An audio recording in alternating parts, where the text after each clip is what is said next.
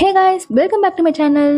Last வீடியோல user ஞானியோட ஃபேமிலிய அவனோட பேலஸ்ல தங்க வச்சிருப்பான். அதோட ஃபெய்யும் அவன் பாட்டிக்கு உடம்பு சரியில்லாம போனதுனால திரும்ப அவனோட அரண்மனைக்கே போயிருப்பான். இதுக்கப்புறம் என்ன நடக்குது அப்படிங்கறத நம்ம இந்த வீடியோல பார்க்கலாம். நானியோட ஃபேமிலிக்கு யூசேவோட பேலஸ்ல பயங்கரமான கவனிப்பு. சொல்ல போனா ராஜா வாழ்க்கை வாழ்ந்துட்டு இருக்காங்க. இதெல்லாம் அவங்களுக்கு ரொம்பவே புதுசா இருக்கு. அப்படியே லூவை பார்த்தா அங்க இருக்கிற வேலைக்காரங்க பண்ற ஒர்க் எல்லாம் பார்த்து கூட அப்படியே வாய பொழந்துட்டு இருக்கான். சாதாரணமா கூட்டுற வேலையை கூட மார்ஷல் ஆர்ட்ஸ் யூஸ் பண்ணிட்டு இருக்கானுங்க. அவன்கிட்ட போயிட்டு நானும் மார்ஷல் ஆர்ட்ஸ் ஃபேமிலில இருந்து தான் வந்திருக்கேன், எல்லா வாழ் பயிற்சியும் ஐயா கத்துப்படினா பாத்துக்கோங்களேன். அப்புறம் நீங்களும் பெரிய இடத்துல இருந்தா வந்திருக்கணும் போல, எதுனாலும் தயங்காம சொல்லுங்க, நான் யாருக்கிட்டே சொல்லாம ரகசியமா வச்சுக்கிறேன் அப்படின்னு சொல்லிட்டு இருக்க. அதுக்கு அவரும், ஏன்பா நீ வேற, எனக்கு தெரிஞ்ச ஒரே வேலையே இது மட்டும்தான், நானே வேற பொழப்பு இல்லாம இதை பண்ணிட்டு இருக்கேன், என்கிட்ட வந்துட்டு சின்ன இடம் பெரிய இடம் பேசிக்கிட்டு அப்படின்னு சொல்லிட்டு இருக்காரு. வேலைன்னு பார்த்தா அவளை ஒரு மார்க்கெட்டுக்கு கூட போக விட மாட்டேங்கிறாங்க, நாங்களே போய் வாங்கிட்டு வரோம் அப்படின்னு எல்லா வேலையும் அவங்களே பண்ணிட்டு இருக்காங்க. லூவா இதெல்லாம் பார்த்துட்டு, நான் என்னோட இடத்த விட்டு வந்ததுக்கு காரணமே மார்ஷல் ஆர்ட்ஸ்ல தேர்ச்சி பெற்ற ஒரு நல்ல மாஸ்டர் கண்டுபிடிச்சு என்னோட திறமை எல்லாத்தையும் வளர்த்துக்கணும் அப்படிங்கிறதுக்காக தான். ஆனா அதுக்கெல்லாம் இப்ப அவசியமே இல்லை போலயே, நான் இங்க இருக்கிறவங்கள்ட்ட தான் நிறைய விஷயங்களை கத்துக்குவேன் அப்படின்னு சொல்லிட்டு இருக்கான். ஆனா நம்ம பேலனுக்கு தான் இந்த இடம் பெருசா செட் ஆகாத மாதிரி இருக்கு.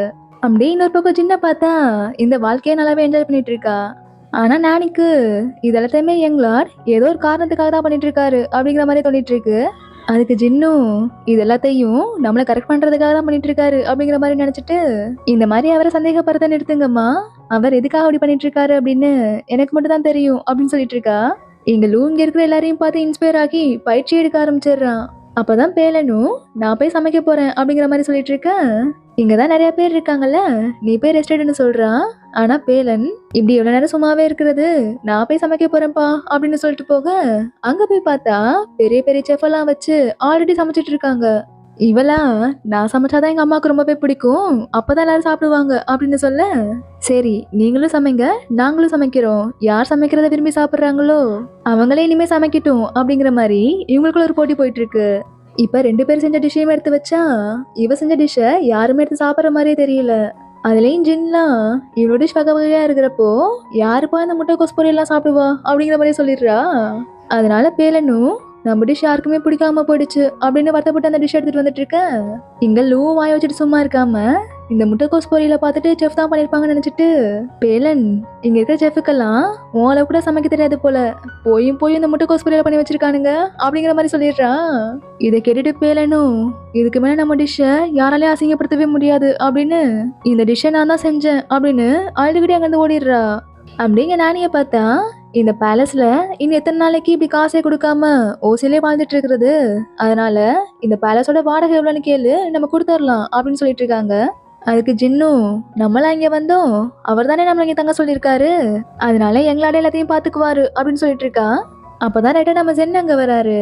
கஷ்ட காலத்துல உன் கூட இல்லாம போனதுக்கு நான் ரொம்பவே வருத்தப்படுறேன், அதோட இந்த பாக்ஸ் என் பெட்டியில இருந்துச்சு, அதனால தெரியாம அப்படியே எடுத்துட்டு போயிட்டேன் அப்படின்னு சொல்லிட்டு இருக்க.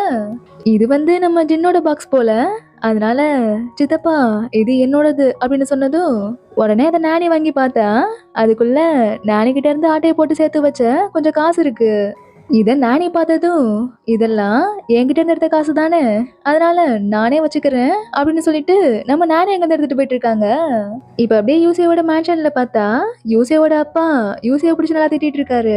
நீ என்னதான் நினைச்சிட்டு இருக்க, உன்னோட பேலஸ்ல ஒரு ஃபேமிலி தங்க வச்சிருக்க, அதோட நீ கூட இவ்வளவு ஆடம்பரமா செலவு பண்ணிருக்க மாட்ட, முதல்ல நீ எப்பதான் கல்யாணம் பண்ணிக்க போற அதை சொல்லு அப்படின்னு கேட்டுட்டு இருக்க.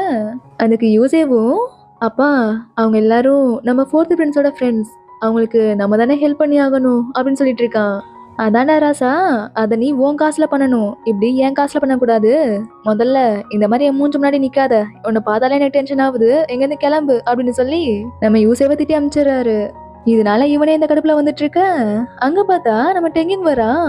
இவனை பார்த்ததும், நீ எவ்வளவு தைரியம் இருந்தா மறுபடியும் இங்க திரும்ப வருவ, நீ மட்டும் அந்த நெருப்பை பத்த வைக்கலான்னு ஒத்துக்காம இருந்திருந்தா எனக்கு இவ்வளவு கஷ்டம் வந்திருக்காது அப்படின்னு சொல்லிட்டு இருக்கான். அதுக்கு டெங்கியும், சும்மா நான் திட்டிகிட்டே இருக்காதீங்க, நான் இங்க வந்தது இங்க இருக்கிற என்னோட பொருள் எடுத்துட்டு போறதுக்காக தான், நான் இங்க இருந்து கிளம்புறேன் அப்படின்னு சொல்லிட்டு அவங்க வந்து கிளம்ப பார்க்க, பண்றதெல்லாம் பண்ணிட்டு எங்கடா போக பாக்குற அப்படின்னு நம்ம யூசியை பிடிச்சிடுறான். அப்பதான் இவர் வந்து, மிஸ் நானி உங்களை பாக்குறதுக்காக வெயிட் பண்ணிட்டு இருக்காங்க அப்படின்னு சொன்னதும், நீங்க இவன் மேல ஒரு கண்ணு வச்சுக்கோங்க, இவனை எங்கேயும் போக விட்டுறாதீங்க, நான் போய் என்னன்னு பேசிட்டு வரேன் அப்படின்னு சொல்லிட்டு நம்ம யூசி அங்க இருந்து கிளம்புறான். இங்க பார்த்தா நானி காசே கொடுக்காம சும்மாவே எத்தனை நாள் தங்குறது அப்படின்னு ஜின்கிட்ட இருந்து எடுத்துட்டு இருந்த காசை, எங்க பாருப்பா, நாங்க ரொம்ப பணக்கார ஃபேமிலிலாம் இல்ல, அதனால ஏதோ எங்களால முடிஞ்சது எடுத்துக்கோ அப்படின்னு சொல்லி கொடுக்க, யூசேவா நமக்குள்ள எதுக்கு இதெல்லாம் வேண்டாம் எடுத்துட்டு போங்க அப்படின்னு சொல்ல, நானியா விடாம இல்ல நீ வாங்கியே தான் ஆகணும் அப்படின்னு சொல்ல, அதுக்கு யூசேவும் இல்ல இல்ல எனக்கு வேண்டாம் அப்படின்னு சொல்ல, இப்ப ரெண்டு பேர்த்துக்குள்ளேயும் ஒரு பெரிய வாக்குவாதமே போயிட்டு இருக்கு. இதோட கடைசியில உனக்கு காசு வேண்டானா போ, இந்த மாதிரி ஒருத்தனை நான் பார்த்ததே கிடையாது அப்படின்னு நானி அங்கிருந்து கோவப்பட்டு கிளம்பிடுறாங்க. இதுக்கப்புறம் ஜின்ட்ட போயிட்டு நீ சொன்னது சரிதான், அவனுக்கு காசுலாம் வேண்டாமா, ஆனா இனிமேல் அவனே சொன்னாலும் நான் இங்கிருந்து போக மாட்டேன், மரியாதையா போய் காசை கொடுத்தா அந்த காசு வேண்டாமா, இனிமேல் அவனோட காசை பத்தி எனக்கு என்ன கவலை அப்படின்னு இஷ்டத்துக்கு சாப்பிட ஆரம்பிச்சிடுறாங்க. இன்னொரு பக்கம் யூசிட் எங்கிட்ட இது நம்ம பழைய கணக்கை தீர்க்க வேண்டிய நேரம், உனக்கு எவ்வளவு தைரியம் இருந்தா நீ ஃபோர்த் பிரின்ஸ் கிட்ட உன்னோட டைரியை கொடுப்ப, அவர் கேக்குறப்ப அதை நான் கொடுத்துதானே ஆகணும், எப்படி அதை மறுக்க முடியும், ஓ விசுவாசமா, உனக்கு ஏதாவது கடைசி ஆசை இருந்தா சொல்லு, இந்த இடத்துல இருந்தே நான் இப்பவே மறைஞ்சு போயிட்டா நல்லா இருக்கும், அவ்வளவுதானே, இந்த இடத்த விட்டு ஏன் உன்னை இந்த உலகத்தை விட்டு மறைஞ்சு போக வச்சிடுறேன், இவனை அந்த விறகெல்லாம் போட்டு வச்சிருப்போம்ல அந்த ரூம்குள்ள அடைச்சு வச்சிருங்க, இனிமேல் இவன் வெளியே வரக்கூடாது அப்படின்னு சொல்லி நம்ம டெங்குங்க ஒரு ரூம்குள்ள அடைச்சு வச்சிடுறான். இப்ப அப்படியே நைட்டு பேர் என்ன காட்டுறாங்க, நான் எதுக்குமே பிரயோஜனம் இல்லை, இன்னைக்கு ஃபுல்லா நான் எந்த வேலையுமே செய்யல, நான் என்னவோ என்னோட குடும்பத்துல ரொம்பவே யூஸ்லெஸ்ஸா இருக்கிற மாதிரி ஃபீல் பண்றேன் அப்படின்னு லூட்டா குழம்பிட்டு இருக்க. லூதா நீ எப்படி கூட மனசை குழப்பிட்டு இருக்க, இந்த மாதிரிலாம் நீ ஈஸியா பின்வாங்க கூடாது, விடாமுயற்சி விஸ்வரூப வெற்றி அப்படின்னு உசுப்பேத்தி விட்டுறான். இதனால பேலனும் அடுத்த நாளே சமைக்கிறதுலாம் தோத்துட்டோம், துடைக்கிறது ஈஸி தானே, அதனால அந்த வேலையை செஞ்சு அசத்திடலாம் அப்படின்னு அங்க இருக்கிற பொருள் எல்லாம் போய் தொடச்சிட்டு இருக்க. இதெல்லாம் ரொம்பவே காஸ்ட்லியான பழமையான பொருள் போல, இது மாதிரி சாதாரண துணியெல்லாம் வச்சு இதை துடைக்க கூடாது, ரொம்ப கவனமா அதை கையாளணும், அதனால நீங்க எதுவுமே செய்யாம சும்மா தானே நல்லா இருக்கும் அப்படின்னு சொல்லிட்டு நம்ம பேலனும் அங்க அழுதுகிட்டே ஓடி வந்துடுறா. இங்க நானிய பார்த்தா நல்லா காஸ்ட்லியான ஃபுட்டா செய்ய சொல்லி சாப்பிட்டுட்டு இருக்காங்க. அப்பதான் இதுக்கெல்லாம் இன்சார்ஜா இருக்கிற மிஸ்டர் யங்னு ஒருத்தர், உங்களுக்காக ஒதுக்கப்பட்ட அமௌண்ட் எல்லாமே முடிஞ்சு போயிடுச்சு, நீங்க எல்லாத்தையும் செலவு பண்ணிட்டீங்க, இதுக்கப்புறம் நீங்க தான் எனக்கு பே பண்ணணும் அப்படிங்கிற மாதிரி சொன்னதும், அதுக்கு நானியும் இத பத்தி எங்களோட எதுவுமே எங்கள்கிட்ட சொல்லலையே, சரி எவ்வளவு பே பண்ணணும் அப்படிங்கிற மாதிரி கேட்க, எங்களோட சம்பளம் 1,00,000 அப்படின்னு சொல்றாரு.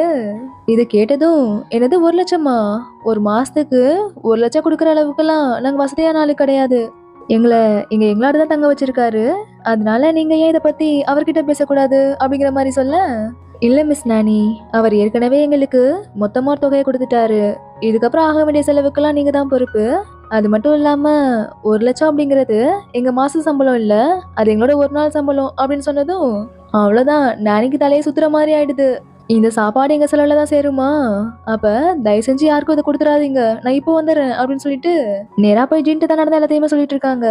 அவெல்லாம் டாங் வேற நம்ம வீட்டை பார்க்க வரேன்னு சொல்லியிருக்கா, அது வரைக்குமாவது இவங்க எல்லாரும் இங்க இருக்கட்டுமா, வெறும் 2 நாளைக்கு, என்னது 2 நாளைக்கா, ஒரு நாள் அவங்க சம்பளம் எவ்வளவு தெரியுமா, 1,00,000, என்னது 1,00,000மா, இந்த எங்களோட ஏதா அப்படிலாம் பண்றாரோ, நான் போய் மிஸ்டர் யங் கிட்ட கொஞ்சம் சம்பளத்தை குறைச்சிக்க முடியுமான்னு பேசி பாக்குறேன், எனக்கு என்ன நீதான் பணத்தை கொடுக்கணும், நான் இதுல தலையே இட மாட்டேன் அப்படின்னு சொல்லிட்டு இருக்க. இங்க பார்த்தா வேலன் துணியாவது துவைக்கலாம் அப்படின்னு எனக்கு போட்டி போட்டு துவைச்சிட்டு இருக்கா, அவனை விட வேகமாவே துணி துவைச்சு முடிச்சிட்டு காய போடலான்னு போனா, அவனா வெறும் கைய வச்சு அந்த துணியை காய வச்சிட்டு இருக்கான். இப்ப காய வச்சு அதை லூ கிட்ட வந்து கொடுக்க, லூவா அதை பார்த்துட்டு பயங்கரமா அதை புகழ ஆரம்பிச்சிடுறான். உடனே பேலனும் நான் இதுலயும் தோத்துட்டேன், இனிமேல் நான் எதுக்கு உயிரோட வாழணும் அப்படின்னு சொல்லி அங்க இருக்கிற குளத்திலே போய் குதிக்க போக, அதுக்கப்புறம் நம்ம லூ தான் வந்து இழுத்துட்டு போறான். இதுக்கப்புறம் அப்படியே சின்னதா காட்டுறாங்க, மிஸ்டர் யங் கிட்ட கொஞ்சம் காசை குறைச்சிக்க சொல்லி கெஞ்சிட்டு இருக்கா, ஆனா மிஸ்டர் யங் முடியவே முடியாது அப்படின்னு சொல்லிட்டு இங்க இருந்து எல்லாரும் கிளம்புங்கப்பா அப்படிங்கிற மாதிரி சொல்லிட்டு இப்ப எல்லாருமே அங்கிருந்து போயிட்டு இருக்காங்க. அங்க வேலையாட்கள்னு யாருமே கிடையாது. இதையெல்லாம் பார்த்துட்டு சந்தோஷப்படுற ஒரே ஆளு நம்ம பேலன் தான். அவளுக்கு இப்பதான் கொஞ்சம் நிம்மதியா இருக்கு. இங்க கட் பண்ணா டெங்குங்கள் எங்களோட ஆளுங்க கண்டுபிடிச்சு கூட்டு வந்துடுறாங்க. இப்ப டெங்குங்கிட்ட உண்மையை சொல்லு, எதுக்காக யூசியவன் அடைச்சு வச்சிருந்தான் அப்படிங்கிற மாதிரி கேட்க, அதுக்கு இவனும் நான் ஃபோர்த் பிரின்ஸ் கிட்ட ஒரு டைரி எடுத்து கொடுத்துட்டேன்னா அதுல கோவப்பட்டு அவரை அடைச்சு வச்சுட்டாரு அப்படிங்கிற மாதிரி சொல்லிடுறான். இப்ப லாட்லிங்கும் அது என்ன டைரி அப்படிங்கிற மாதிரி கேட்க, இப்ப இவருக்கு எல்லாமே தெரிஞ்சு போயிடுது. ஏண்டா எவ்வளவு தைரியம் இருந்தா ஒரு பொண்ணை கொலை பண்ண ட்ரை பண்ணுவ அப்படிங்கிற மாதிரி இப்ப பிடிச்சு டெங்குங்க லாக்கப்ல போட்டுட, அவனா ஐயா என்ன இதை பண்ண சொல்லி போர்ஸ் பண்ணதே எங்களாடுதான் அப்படிங்கிற மாதிரி யூசியை மாட்டி விட்டுறான். அந்த பையலும் நீயும் சேர்ந்து தான் பண்ணீங்களா அப்படின்னு சொல்லி இவ யூசேவும் லாக்அப்ல போட்டுறாரு. உங்க 2 பேருக்கு எவ்வளவு தைரியம் இருந்தா ஒருத்தரை கொலை பண்ற அளவுக்கு துணிவீங்க? இனிமேல் எல்லாரோட மேன்ஷன்ல எங்களாடே கிடையாது. அது மட்டும் இல்லாம இவங்க 2 பேருக்கும் குடிக்க தண்ணியோ இல்ல சாப்பிட சாப்பாடோ கொடுக்கவே கூடாது. நான் சொல்லாம இவங்களை வெளியே விடக்கூடாது அப்படின்னு சொல்லிட்டு போக, எங்கேயுங்க எங்க 2 பேரையும் ஒரே லாக்அப்ல போடாதீங்க அப்படின்னு கத்திட்டு இருக்கான். இதுக்கப்புறம் என்ன, ஜெயிலுக்குள்ளே கலவரம் தான் நடந்துட்டு இருக்கு. இப்ப அப்படியே கட் பண்ணா அடுத்த நாள் ஜின் அவளோட ஃப்ரெண்டை மீட் பண்ணி மேன்ஷனுக்கு இன்வைட் பண்ணிட்டு இருக்கா. இன்னொரு பக்கம் நானியும் எங்களோட மேன்ஷன்ல தங்கி இருக்கிறதுனால ரொம்பவே ஃபேமஸ் ஆயிட்டாங்க. அவங்களோட பணக்கார ஃப்ரெண்ட்ஸ் எல்லாம் இவங்கள இன்வைட் பண்ணி பேசுறாங்கன்னா பாத்துக்கோங்களேன். நானே இப்ப எங்களோட மேன்ஷன்ல தங்கி இருக்கிறதுனால இவங்க ரொம்ப ரிச் ஆயிட்டாங்க போல அப்படின்னு நினைச்சிட்டு பேசிட்டு இருக்காங்க. அத நானியுமே அப்படியே மெயின்டைன் பண்ணிக்கிறாங்க. ஆக்சுவலா நானி இவங்களோட பொண்ணுங்களுக்கு வரன் பாக்குற விஷயமா தான் இவங்களை மீட் பண்ணவே வந்திருப்பாங்க. இவங்களும் எங்களுக்கு எங்களோட மேன்ஷனை பார்க்க ரொம்பவே ஆசையா இருக்கு. அதனால நாங்க உங்க மேன்ஷனுக்கு வரப்போ அப்படியே உங்க பொண்ணுங்களை பாத்துக்கிறோம். அதோட நீங்க மிஸ்டர் ஜங்கையே வேலைக்கு வச்சிருக்கீங்களாமே, அவரை நேர்ல பார்க்கணும்னு ரொம்ப ஆசையா இருக்கு அப்படின்லாம் சொல்லிட்டு இருக்க. உடனே நானியும் எங்கள்கிட்ட கொடுக்க காசு இல்லாம அவர் கிளம்பி போயிட்டாரு அப்படின்னு சொன்ன அசிங்கமா இருக்குமேன்னு நான் அவரை வெளியே விட்டு நிப்பாட்டிட்டேன். இப்ப அவருக்கு பதிலா இன்னொரு திறமையான பணியாளர் தான் என்னோட வீட்டுல வேலைக்கு வச்சிருக்கேன் அப்படின்னு சொல்லிட்டு இருக்காங்க. இவங்களும் நீங்க பெரிய ஆளுதான் நானி, உங்க கூட கம்பேர் பண்றப்ப நாங்களாம் ஒண்ணுமே இல்ல அப்படின்னு சொல்லிட்டு உங்களோட மேன்ஷன்ல பாக்கலாம் அப்படிங்கிற மாதிரி சொல்லிட்டு இருக்காங்க. நானியும் சரி சரி நேரத்துக்கு தலையாடிட்டு இதுக்கப்புறம் வீட்டுக்கு வந்து என்ன பண்றதுன்னு தெரியாம புலம்பிட்டு இருக்காங்க. பேசாம எனக்கு உடம்பு சரியில்லைன்னு சொல்லி அவங்கள அவாய்ட் பண்ணிட வேண்டியதுதான். அதனால ஜின் நீ அவங்க கிட்ட போயிட்டு எனக்கு உடம்பு சரியில்லைன்னு சொல்லிடு அப்படின்னு சொல்லிட்டு இருக்க. இப்ப அப்படியே கட் பண்ணி ஜெயில கட்டுறாங்க. இங்க டெங்கியும் யாராவது எங்களாடுக்கு தண்ணி கொடுங்க அப்படின்னு கத்திட்டு இருக்கான்.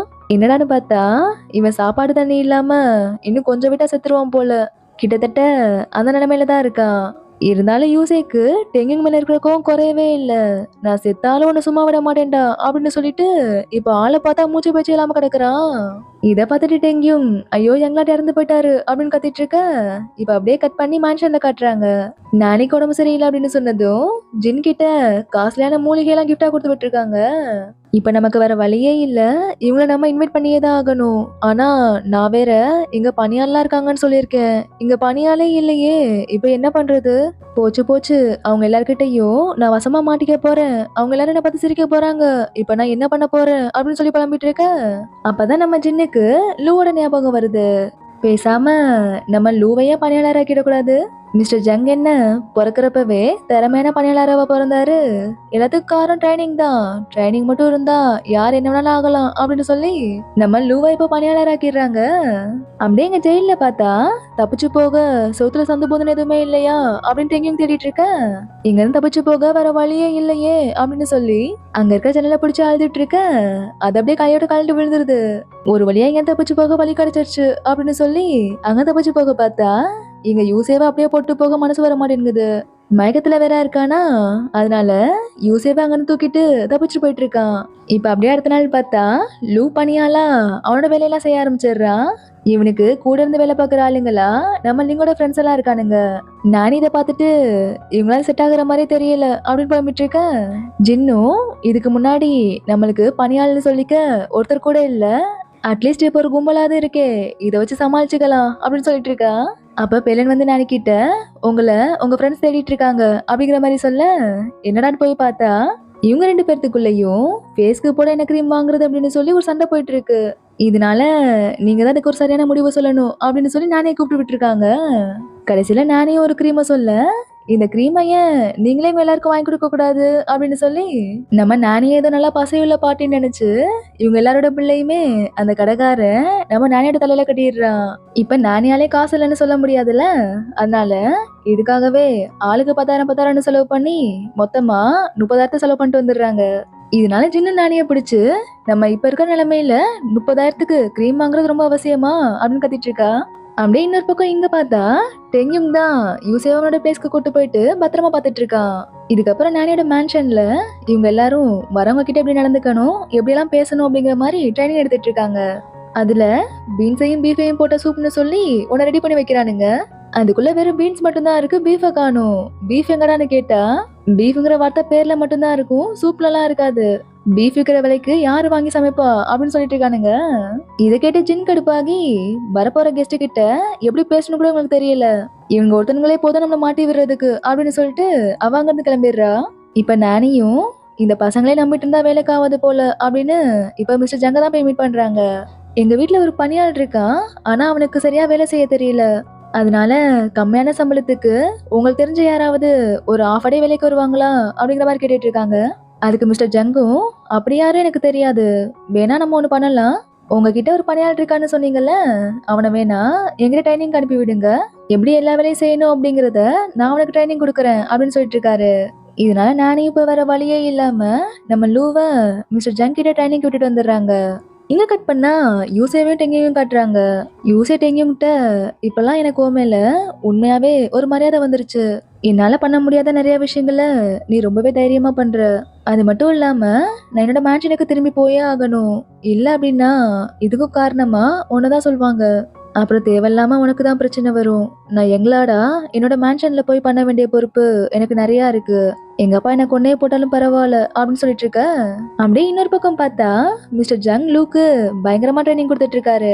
இவனும் எல்லாத்தையுமே ரொம்ப ஆர்வமா கத்துக்கிறான்.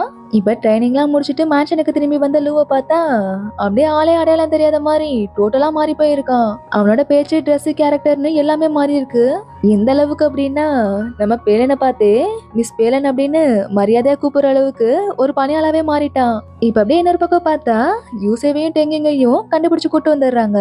இப்ப டெங்கியும் எதுவும் ஆயிடக்கூடாது அப்படின்னு, அப்பா இது எல்லாத்துக்கும் காரணம் நான் தான், டெங்கிங் எதுவுமே பண்ணல, அவன் ஒரு அப்பாவி, அவனை விட்டுருங்க அப்படின்னு சொல்லிட, என்னடா மனுஷன் திடீர்னு நமக்கு சப்போர்ட் பண்ணி பேசுறாரு அப்படின்னு டெங்கிங்கும், அவர் சொல்றதெல்லாம் உண்மை கிடையாது, இது எல்லாத்துக்குமே காரணம் நான் தான், நான் இங்கிருந்து தப்பிச்சு போறப்போ அவர் மயக்கத்துல அன்கான்சியஸ்ல இருந்தாரு, அவரை நான் தான் இங்கிருந்து கூட்டு போனேன், இதெல்லாத்துக்கு காரணம் நான் தான், என்ன தண்டிங்க அப்படின்னு சொல்ல, இப்படி இவங்க ரெண்டு பேரும் திடீர்னு விட்டு கொடுக்காம பேசிக்கிறத பார்த்து நம்ம லார்ட் லிங்கே ரொம்ப ஆச்சரியமா போயிடுது.